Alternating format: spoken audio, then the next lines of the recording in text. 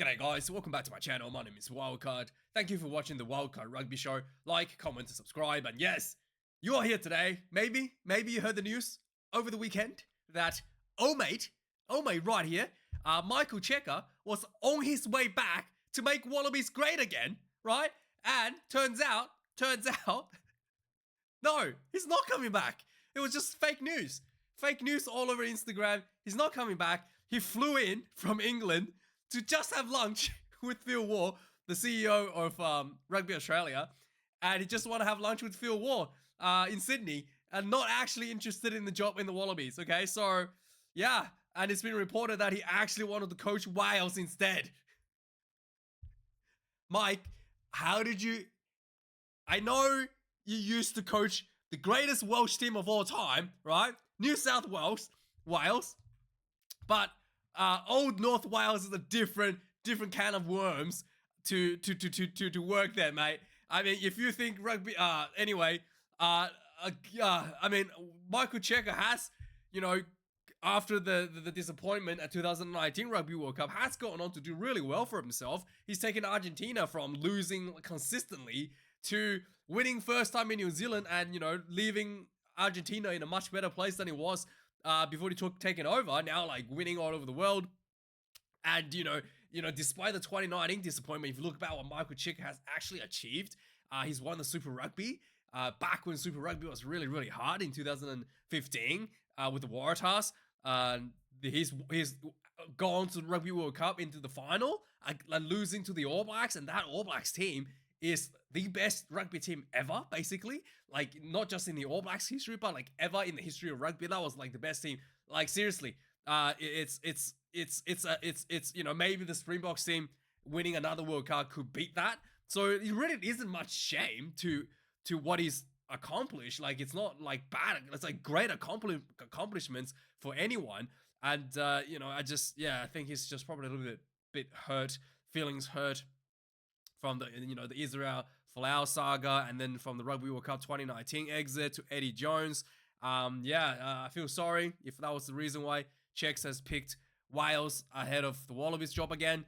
But yeah, he's definitely not interested to coming back as of now. And the currently the head runner for the rugby for the Wallabies job is actually Les Kiss. So there was a bit of an awkward news report this week that Les Kiss was asked, like, you know, did you speak to Rugby Australia about the Wallabies? And he's like, yeah, everybody had a phone call. And then to Dan McKellar's surprise, he didn't get a phone call. So Dan McKellar's like, what phone call? I didn't get a phone call. There was no phone call at me. What's this phone call about? About the Wallabies head job? I didn't get that. So he's a bit disappointed, but Les Kiss was pretty much lip tight about when it comes to discussing about any sort of potential involvement with the Wallabies. He's just basically saying that he's focusing on the Reds. He's not considering that at all. He's not even interested to talk about it, even as a hypothetical. So it's pretty, yeah. He's just, you know, he doesn't want to get distracted from the job at hand with the Reds, and I think that is a great attitude for a coach to not, you know, talk to another team behind your team's back before heading to the Rugby World Cup, right? Like Eddie Jones, right? So I respect that. So that's pretty good from Les Kiss. And also Les Kiss, it's, you know, his work at the Reds, I'm pretty big fan of. He's taken the Reds, given them a lot of, you know, turn them around quite a lot a bit, and giving a lot of young players opportunities to grow and a lot of confidence and backing themselves in this tough times. And I think that's the attitude that needed to bring the Wallabies back to the way they, you know, back up to a you know, international tier 1, I guess, more competitive level. And I think that ultimately Les Kiss selection will make a lot of the, you know, the grumpy old you know, Wallabies critics, you know, make those critics happy, you know, saying that the Wallabies coach needs to be an Australian. I don't know why that needs to be a requirement, but, you know, there's a lot of people felt really strongly about that. That idea of the Wallabies coach needs to be an Australian, so at least he ticks that box to satisfy those you know, those people out there altogether. But the bleeding has not stopped for the Wallabies. The big name that's next on the move is Len Ikitau. He's moving to he's moving to Devon in the UK. The Chiefs, right? He's playing for the Exeter Chiefs in the UK in a 9-month deal, and the Rugby Australia has decided to let him go early too. So he's gonna be leaving in the middle of the November Test series. So he's gonna be available for like 2 of the 3 games, and then so yeah, he'll be available to play against England, Italy, and Ireland, and then he will be gone to play for the Chiefs for the Japan and France game. He won't be there. So again, I don't know how Rugby Australia comes to these agreements, but it is what it is. This is after, you know, Tom Hooper, you know, Eddie Jones is the favorite son, like the future, you know, he was talked as the future of Australian rugby, you know, fast track into the Wallabies camp, and is gone. You know, it's just Rugby Australia and the stupidity for you there. Anyway, speaking of something less stupid, that is Rassie Erasmus has his alignment camp happening, and he's had a online meeting with 20 overseas players. So it's actually like, you know, this alignment camps, he brings in, you know, the domestic players together to get a feel for the Springboks, and then he brings in the international players on a different camp. But for now, he just wanted to have a chat with all the international players in a virtual session.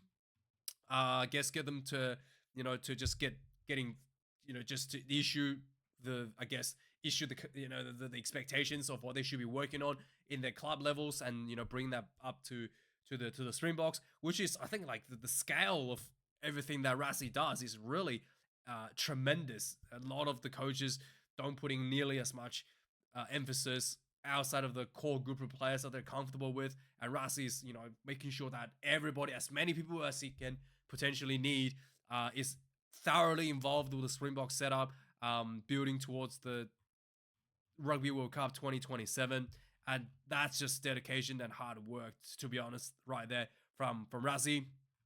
And the so he's had that alignment camp, and the big news out of the Springboks is, I guess, you know, something that we talked about here in the channel that I thought probably was going to happen very soon, and sure enough, here it is. Stephen Kitshoff has announced his retirement. He had a neck injury where he literally lost feelings on his limbs. So I thought he shouldn't be coming back after the neck surgery, and sure enough, he's decided to retire. He's an absolute legend. And Rassie Erasmus said that, you know, regarding Stephen Kitshoff, that and I quote, "We are extremely sad that Stephen's career had to end this way, but we would like to extend our gratitude to him for his hard work and sacrifices he has made over the years to become such a vital cog in the team. He's a true team man, and he earned enormous respect from his teammates and the coaches with his high work ethic, drive to be the best he can on the field, and his down-to-earth nature. He will always remain a warrior and fine ambassador of what the Springbok stands for, and we wish him luck as he begins his new chapter in his life." I'm sorry, I'm starting a little bit. I'm just trying. Okay.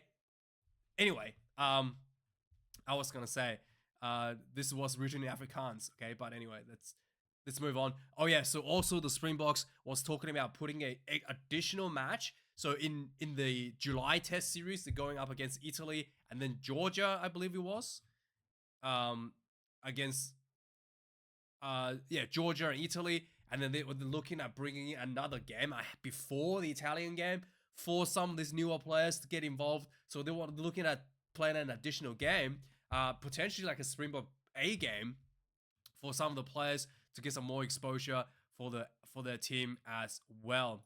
So let's move on to Six Nations now. Six Nation weekend. Surprisingly, not everyone's happy. It's like everybody's just angry after this weekend for some reason. Italy got dominated by France, and there was people just saying that was too brutal. England snuck out a win against Scotland, a historical moment, getting the Calcutta Cup back, and nobody's happy in this game. Everybody's complaining. We'll talk about that in a minute. And then Wales versus Ireland as well. There was talks about the off the ball disrespecting Wales going into this game, and I guess the Welsh fans are pretty happy, but they're like, you know, there's a lot of questions asking, what did Warren Gatland do? The team kind of like really played much better immediately after Gatland left, and Ireland, the talk is obviously, winning the Triple Crown is good, but still probably a bit too close for what people were expecting coming out of this game. And this is something that I thought was really just absolutely. I don't know why this is even posted as news. Like some dude is just like, yeah, the paint is making the pitch, like making people's clothes dirty, and like it's just like people don't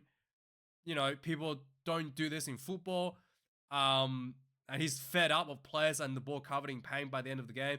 The team kits and boots are ruined after the game. Shouldn't happen. It's just like, dude, it's just dirt. You can just wash it off. And having the commercial painted on the ground makes money for Welsh Rugby Union. I mean, where do these people come from? Do these people live on the same planet as you and me? Because where I live, you need to make money to live, to pay for things, to pay for players, to pay for coaches, and like you just trying to keep the clothes clean to save so that you've forgone an opportunity to make money selling advertising. It's just like, where do you come from? This guy Duncan Weir, where's your like? Do you live on Earth? Like, are you like do you like, is your dad like a billionaire that just pays for everything for you? Like, oh yeah, let's just get rid of that so your clothes don't get dirty. Like, are you kidding? What's wrong with these people, man? What is wrong with these people? Seriously, it's just some dirt in the jerseys. Nobody cares. And yeah, anyway, so yeah, there was a lot of talk about.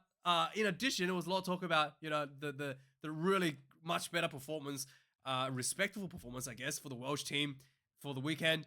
And people were there were all sorts of speculations of why the Welsh play worse. And I think this might be one of the things that I thought was probably correct. I'm going to talk about. I do think that there's a thing where as a coach, you need to be respected by your players to get the results that you want. And I think Warren Gatland, like this user stated, has lost a lot of respect by his own players, because he has just sacked players left and right. Like I said, the team that he brought in July Test Series, he left like players at home, like key players at home for resting. And then in November Test Series, he had a different set of group players playing again. And then the Six Nations this year, suddenly he's digging back, trying to get all the old players back to fill out the ranks, and leaving behind all the players that he kind of like developed over the last 12 months to dry. So he's I think players probably don't like that. Like, you have to stick to some players and show some trust in their abilities and build them throughout the year. And same with Anscombe. He just cut Anscombe out.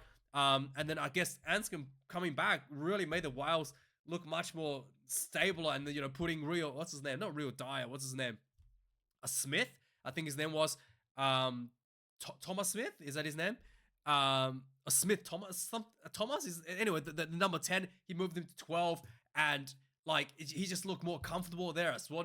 Playing next as a second playmaker, standing next to Gareth Anscombe as well. Just little things like that, just making the players, show a bit more respect for the players, show a bit more, consistency with your selection. Would have been much better than what he did in last 16 months, essentially, chopping and changing players.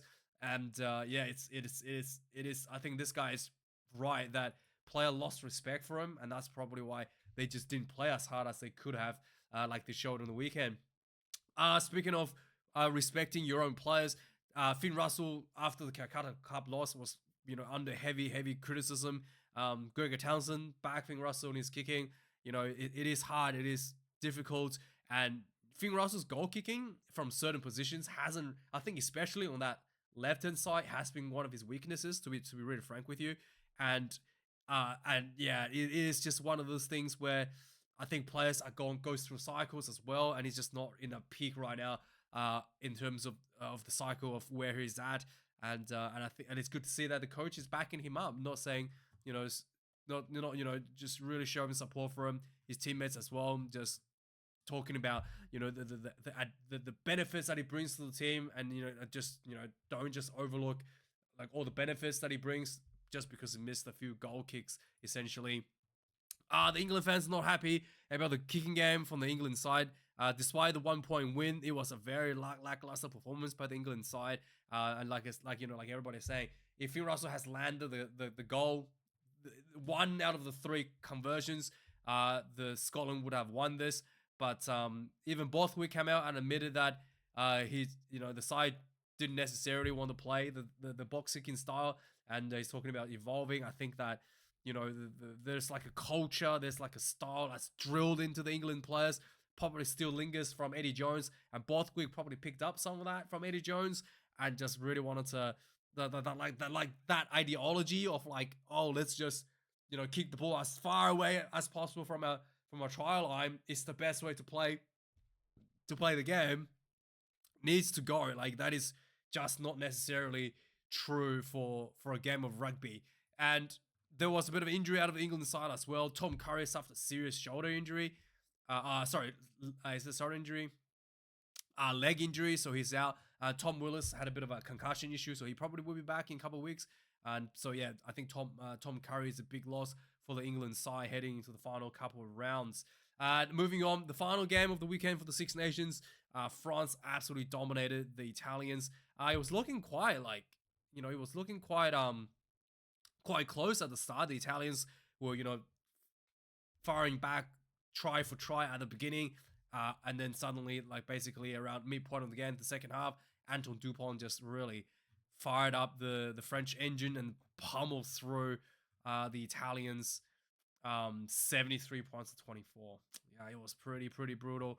And I think, and this was a different changed up team as well for the French, and they had the 7-1 bench setup as well. So there will be a lot of talks about that being too powerful, maybe. I mean, if I know people say like, oh, having extra forward is dangerous, but if you look at Bundy Aki and how big he is coming off the bench, should that be banned as well?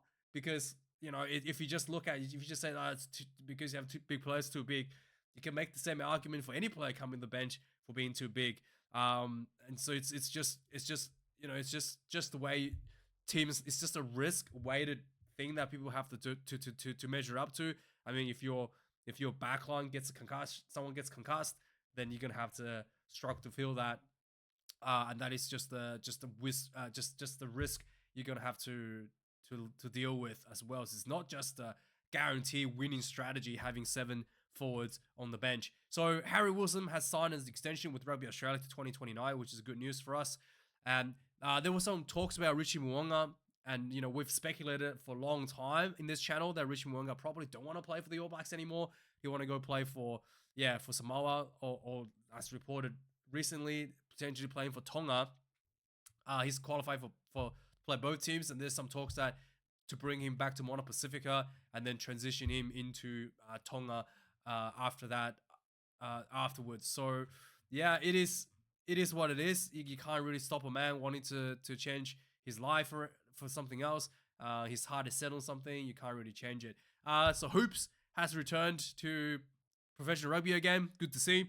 He's playing for Steve Hansen, and his first opening game he got sent off for a professional foul. I guess the team had a he sent off for a professional foul. So it's not like he's hit someone in the head or something. So probably like deliberate knock on or something. I didn't watch this game. I don't watch silly Japanese club games, but apparently Cheslin Kobe scored 6 tries in the first half in this game. So quite silly Japanese competition there. Super Rugby on the weekend was really outstanding once again, and the big one was the Force upsetting the Brumbies. A lot of Force fans waited a long time for them to put themselves into a competitive position. Last year they pretty much couldn't win any games away, but this year they a big win in Canberra was exactly what the fans were waiting for. Highlanders as well, massive upset over the defending champions, over the Blues, 29 points to 21. One man pretty much won the game single-handedly, and his name was Tava Nawai, the number 12, winning turnovers like a flanker against All Blacks level open side flankers, right? Against Paudota Papali'i and all those All Blacks Lucies. He was able to get turnovers after turnovers, and you know, and just winning the game by himself essentially. Yeah, really outstanding performance. And this was when the Highlanders had 13 players on the field. Two players were sent, one player was sent off, and the other player, yeah, they were down to 13 players essentially. I don't want to go into explaining what happened there, but they were down to 13 players because basically Prop got sent off, and then they have a uncontested scrum, and they were down to 13 players as a penalty to starting the uncontested scrum. Hurricanes beat the Jurors 38 points to 34. Really competitive game. The Hurricanes looking a little bit light this year, and then Jurors looking very, very, very strong. Cameron Royga doing a lot of heavy lifting there. The Reds 56 runs to 36 over the Moana Pacifica. Really good start to the season. I do think the defense needs to work a little bit for the Reds. Chiefs absolutely dominant. 49 points to 24 over the Crusaders. Just completely one-sided. And that was the week's Super Rugby results. Tyler Paisami from the Reds was cited after the game for a high shot on one of Moana Pacifica player. He did not get sent off at the time for that because he already had a yellow card. Because if he was to get sent off, he would have been 20-minute red card. I don't think the referees wanted that. In fact, I think so he was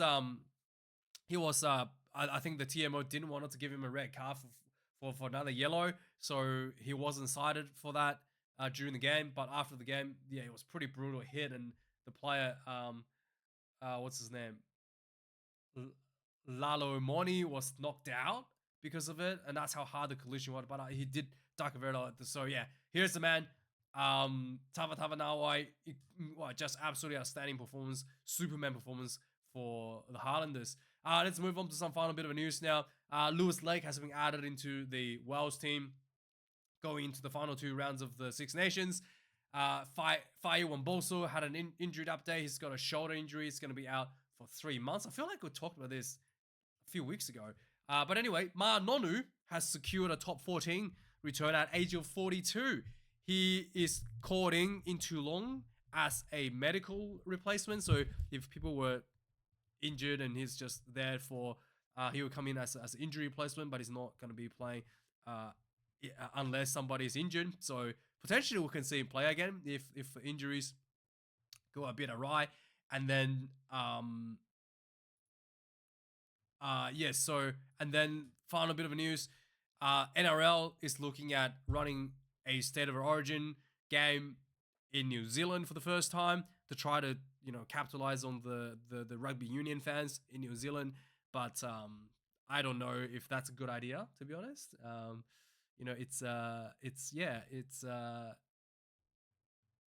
They can try, but I just don't think that's a good idea, to be really frank with you. I think they should.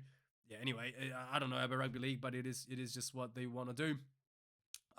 Joey Manu, a New Zealander rugby league player, just turned rugby union, who's currently playing in Japan. He's got a 1-year deal with Racing 92 next year following his Japan season. So he's already moving up the ranks after switching to rugby union, and he's a very talented rugby league player. Apparently, I haven't watched him play before, so that's pretty much all I have to say. Anyway, thanks for watching this video, guys. Like, comment, subscribe. Let me know your thoughts on any of the news, and thanks for watching, and I'll see you guys later for the Six Nation preview and then the reviews for the games of the weekend. Thanks for watching. Cheers.